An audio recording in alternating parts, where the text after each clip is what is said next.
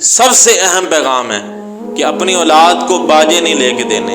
جتنی مرضی ضد کرے، روئے پٹے، جو مرضی کرے، باجے نہیں لے کے دینے.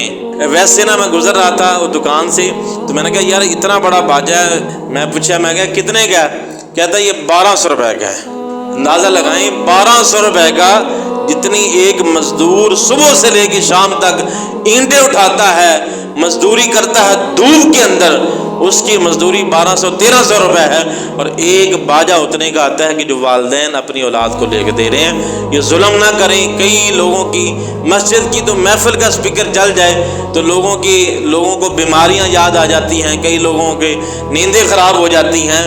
تو آپ کا کیا خیال ہے کہ آپ کے باجوں کے ساتھ لوگوں کو سکون حاصل ہوتا ہوگا؟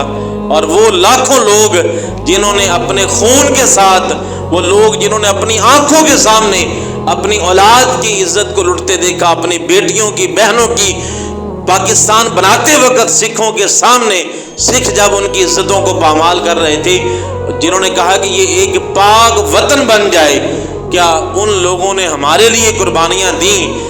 آپ کا کیا خیال ہے ہمارے باجوں کی آواز سے ان کی قبر کو سکون پہنچتا ہوگا؟ ان کی قبریں ٹھنڈی ہو رہی ہوں گی؟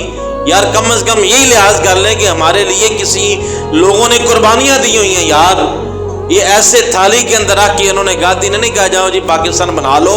یہ تو ٹرینیں بھر بھر کے لاشوں کی پاکستان کے اندر آئی تھی. زندہ بندے تو پیدل چل کے آئے تھے.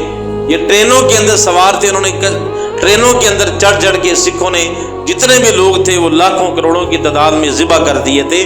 کم از کم انہی کا ذہن کے اندر رکھ لے. بچے کو سمجھائیں، سمجھ جائے گا انشاءاللہ.